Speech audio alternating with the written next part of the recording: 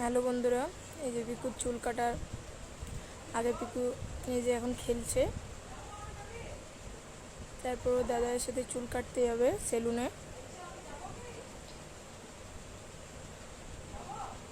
এই যে এটা ওর বিট্টু দাদা, ওর দাদাই আর ওর সাথে যাচ্ছে বিট্টু দাদা। সেলুনে চলে যাচ্ছে ওরা পিকুকে নিয়ে।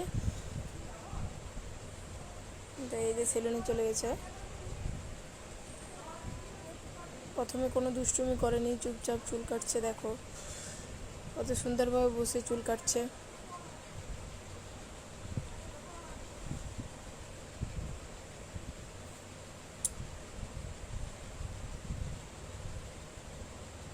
তো এই যে এবার কান্না শুরু করে দিয়েছে।